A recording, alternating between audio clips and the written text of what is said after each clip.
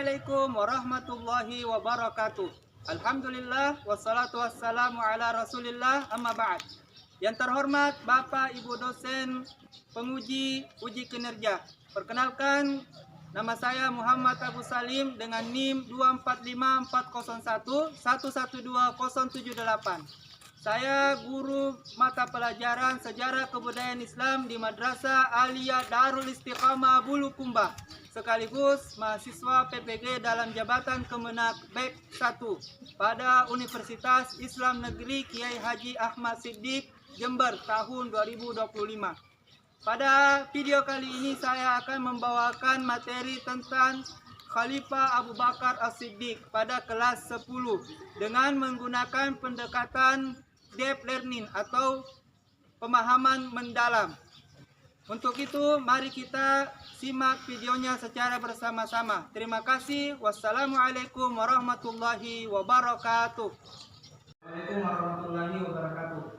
Waalaikumsalam warahmatullahi wabarakatuh. Alhamdulillah, salatu wassalamu ala rasulillah, maba'ad. Pada kesempatan pagi hari ini, atas izin Allah Subhanahu wa taala, kita kembali berkumpul untuk menuntut ilmu di kelas 10. Selamat pagi anak-anak sekalian. Pagi, Pak. Bagaimana kabar tak semua hari ini? Alhamdulillah baik. Baik.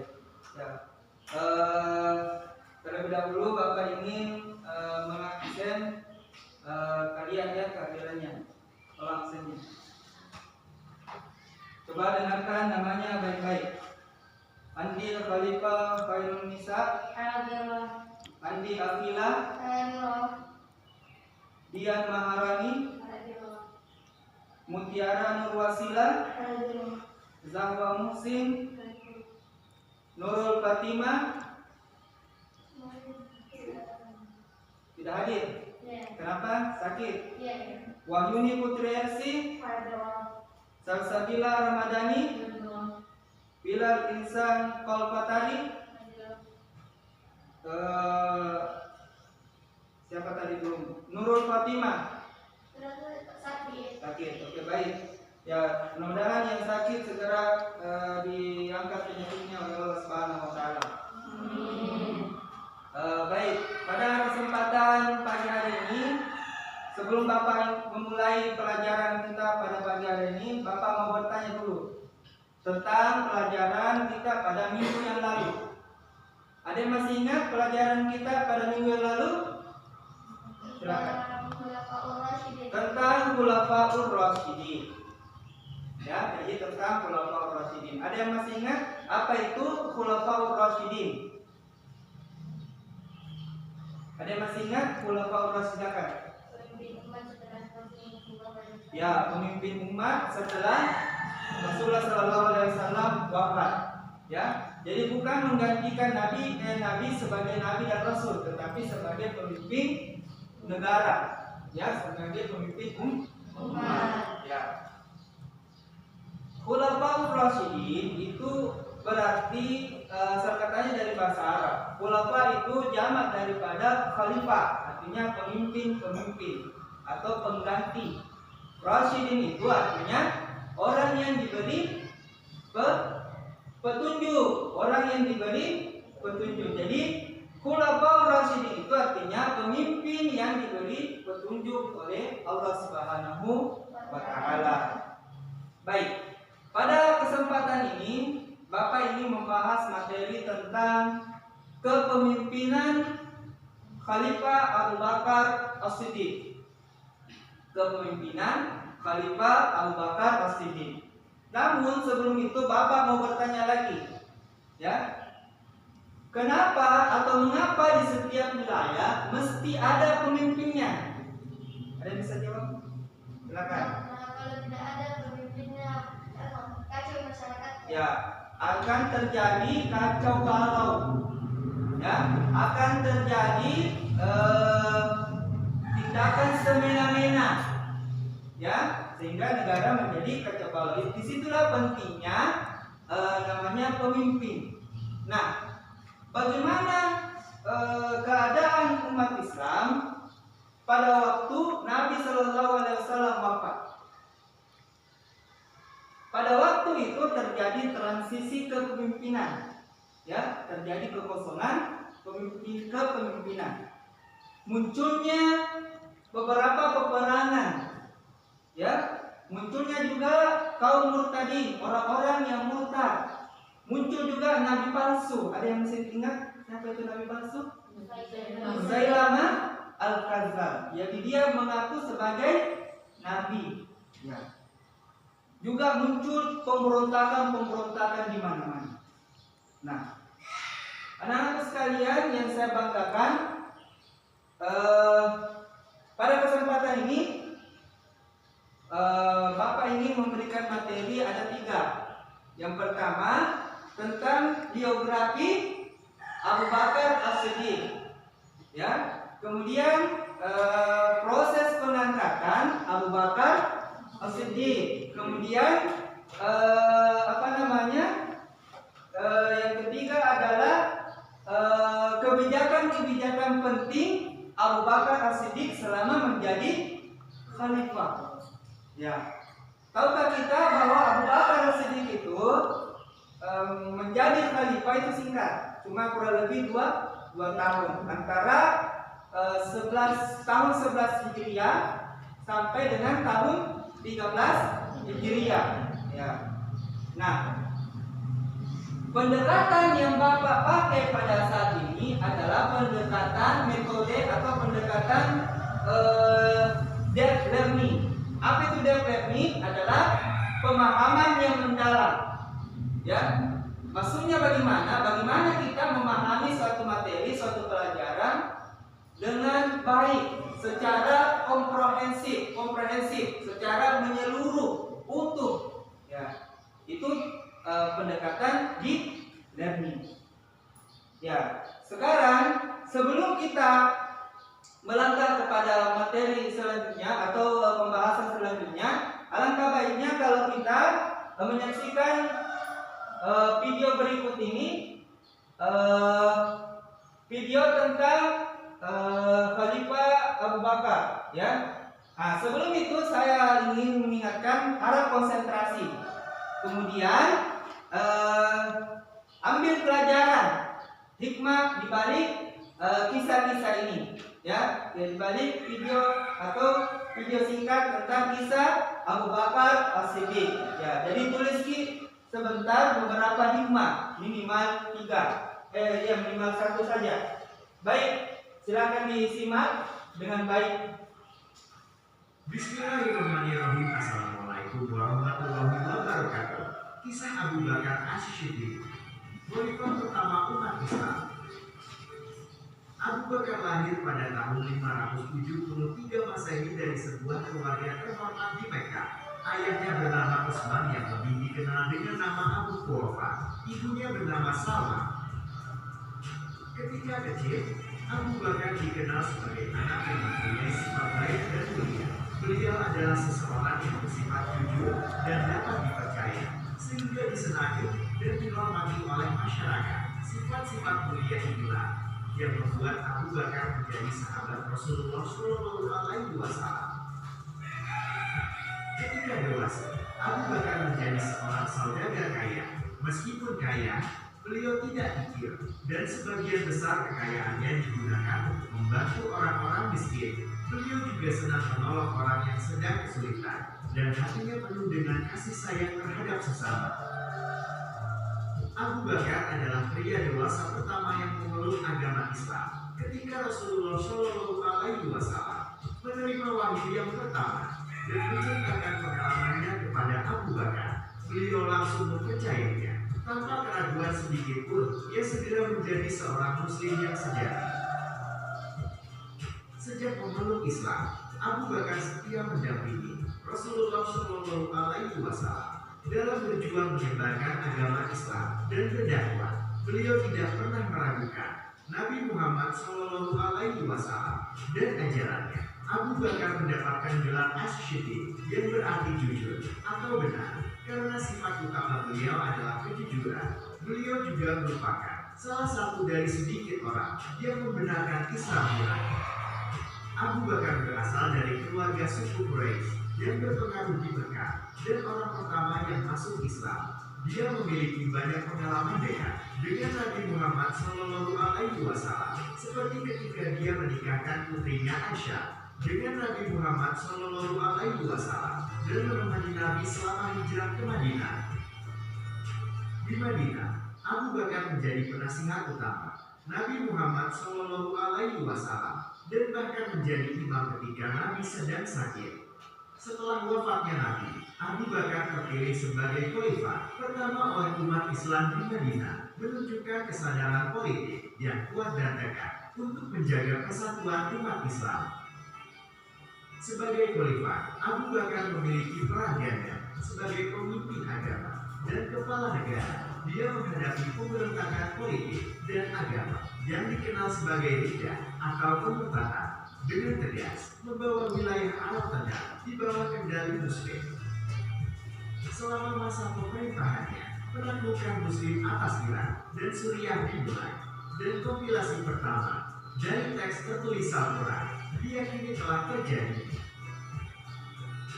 Ini terjadi karena beberapa hafiz Al-Quran meninggal dalam pertempuran Yamama meningkatkan resiko hilangnya sebagian teks Al-Quran. Sebagai respon, Abu Bakar memutuskan untuk mengumpulkan Al-Quran secara tertulis, memastikan keutuhannya. Abu Bakar sakit dan dirawat oleh Aisyah, dan sesuai keinginannya, dia dimakamkan dekat dengan tempat pemakaman Nabi Muhammad SAW. Masa pemerintahan Abu Bakar Asy-Siddiq sebagai khalifah terhitung singkat, yaitu selama 2 tahun. Namun selama kepemimpinannya, Abu Bakar Asy-Siddiq berjasa dalam membawa Islam dalam kemajuan pada bidang sosial, budaya, dan hukum. Sekian kisah dan biografi singkat Khalifah Abu Bakar. Semoga kisah Abu Bakar Asy-Siddiq dapat dijadikan suri teladan bagi kita agar menjadi umat Muslim yang baik dan semakin bertakwa. Sekian videonya, terima kasih. Wassalamualaikum warahmatullahi wabarakatuh. Ya, jadi itu tadi adalah kisah daripada Abu Bakar As-Siddiq. Kemudian pelajaran apa yang bisa kita petik dari kisah Abu Bakar As-Siddiq yang ada di video tadi? Ada yang tahu? Silakan. Apa? Harus menjadi orang yang jujur. Jadi kita harus menjadi orang yang jujur. Yang lain ada? Silakan. Beliau tidak kikir, ya. Dia adalah saudagar kaya. Silakan. Membantu orang yang kesusahan. Aisyah mempunyai kepribadian yang tulus. Jadi itu tadi pelajaran yang bisa kita petik dari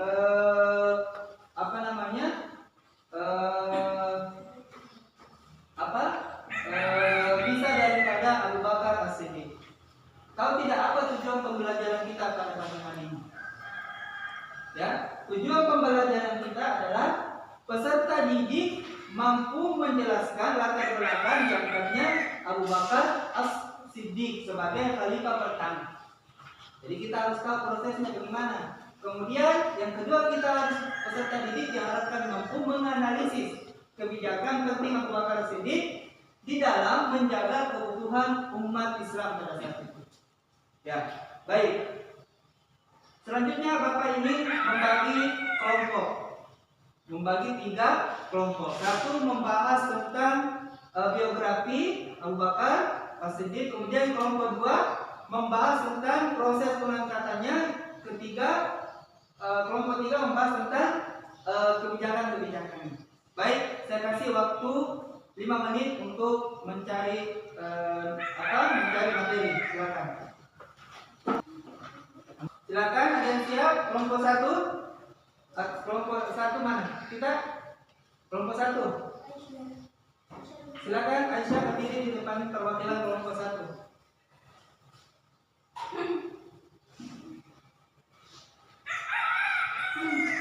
Assalamualaikum warahmatullahi wabarakatuh.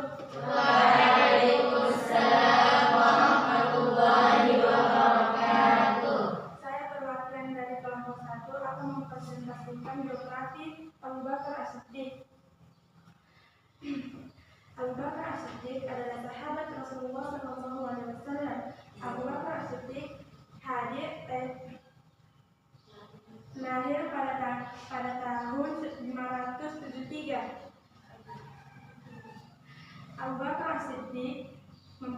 anak yang bernama Aisyah. Ayah Abu Bakar As-Siddiq adalah Utsman, ibu Abu Bakar As-Siddiq adalah Salma.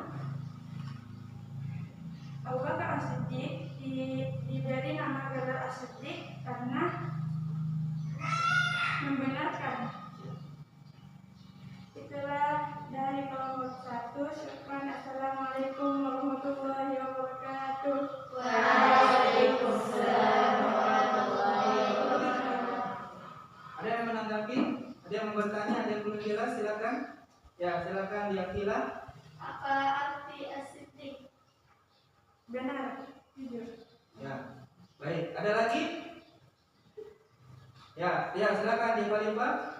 Apa nama lain dari namanya yang Bapak yang Utsman? Abu Bakar. Ya, saya kasih jelas Abu Quhafa. Baik, silakan. Ya, terima kasih ya. Tepuk tangan dulu untuk. Ya. Baik. Itu tadi presentasi beberapa kelompok dan selanjutnya kita melangkah pada materi pelajaran kita selanjutnya, yaitu tentang langkah-langkah strategis Abu Bakar As-Siddiq dalam menghadapi tantangan. Jadi setiap orang itu pasti punya ujian, tantangan dan rintangan, apalagi seorang pemimpin. Nah, apa saja tantangan yang dihadapinya? Ya, langkah-langkah apa saja yang dilakukan oleh Abu Bakar As-Siddiq? Yang pertama, Abu Bakar As-Siddiq itu membangun militer yang kuat. Kemudian membasmi kaum murtadin, jadi tadi perang Riddah, ya. Kemudian membasmi juga, memerangi juga yang namanya nabi palsu, ya, nabi palsu. Memerangi juga orang-orang yang tidak mau berzakat, ya, orang-orang yang tidak mau berzakat. Kemudian Nabi Abu Bakar juga menugaskan kepada Zaid bin Thabit untuk mengumpulkan Al-Quran yang ada di beberapa media, ya, di Palapa Kurma, mengumpulkan ayat-ayat Al-Quran yang ada di beberapa media, di Palapa Kurma, di kulit binatang, ya, di tulang-tulang, di bebatuan, ya. Untuk apa? Supaya melestarikan Al-Quran, ya. Karena pada saat itu banyak hafiz, banyak penghafal yang syahid di perang Yamamah, ya. Jadi seperti itu langkah-langkahnya. Ya. Itu langkah-langkah daripada Abu Bakar As-Siddiq di dalam masa kepemimpinannya yang singkat. Kemudian apa yang bisa kita petik dari kisah daripada Abu Bakar As-Siddiq? Apa yang bisa menjadi keteladanan kita pada kisah Abu Bakar As-Siddiq? Ada yang bisa? Silakan. Andi Khalifah, siapa? Ya, Andi Khalifah. Apa? Jika ingin menjadi pemimpin harus dalam bermusyawarah. Ya, sebelum menunjuk pemimpin itu harus musyawarah, ya, musyawarah. Tidak boleh semena-mena menunjuk pemimpin. Tahukah kita prosesnya itu bagaimana? Ketika Nabi wafat, itu Abu Bakar, itu para sahabat bingung, siapa yang mau diangkat dibaiat menjadi pemimpin? Nah, mereka bermusyawarah. Umar bin Khattab radhiyallahu anhu mengusulkan bahwa yang pantas menjadi khalifah adalah Abu Bakar As-Siddiq. Nah, pada saat itu para sahabat sepakat bahwa khalifah pertama adalah Abu Bakar As-Siddiq. Jadi saya tambahkan bahwa Abu Bakar yang mesti kita contoh adalah keberaniannya dalam mengambil keputusan. Ya, seorang pemimpin, kita semua harus berani mengambil keputusan. Ya, jangan kita takut di dalam mengambil keputusan, karena setiap langkah pasti ada risikonya, ada rintangannya. Yang kedua adalah kita mesti bersungguh-sungguh membela agama. Ya, bersungguh-sungguh membela agama, kemudian menjaga keutuhan umat. Ya. Baik, sebagai penutup, saya ingin bertanya lagi. pelajaran penting apa yang kalian dapatkan hari ini? Ada yang bisa jawab? Pelajaran penting apa yang bisa didapatkan hari ini? Dia? Ada yang bisa jawab? Ya, silakan Aisyah. Mempunyai sholat jujur, mempunyai keberanian. Ya, jadi yang kita mesti teladani adalah kejujuran, menjadi apa? Mempunyai sifat keberanian. Ya, baik. Terima kasih anak-anak sekalian atas atensinya, waktunya. Untuk yang tadi diskusi kelompok 1, kelompok 2, kelompok 3 sangat baik sekali, mudah-mudahan bisa ditingkatkan. Ya, yang aktif bertanya, terima kasih. Mudah-mudahan semakin rajin bertanya. Ya, sebelum saya tutup pelajaran kita pada kali ini, saya ingin memberikan PR di rumah. Ya, dijawab dengan metode minimal. Ya, pakai pikiran sendiri. Ya, pakai pikiran sendiri. Tuliskan, pen itu adalah tuliskan dalam satu halaman bagaimana sikap Abu Bakar yang bisa menjadi contoh kepemimpinan masa kini. Apa contoh atau apa sikap Abu Bakar yang bisa kita ambil sehingga bisa menjadi dijadikan contoh kepemimpinan masa kini.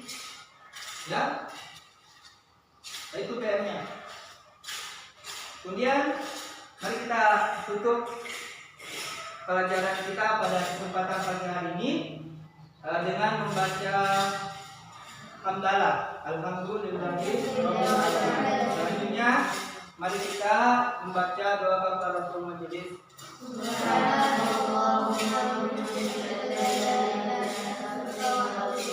Wassalamualaikum warahmatullahi wabarakatuh.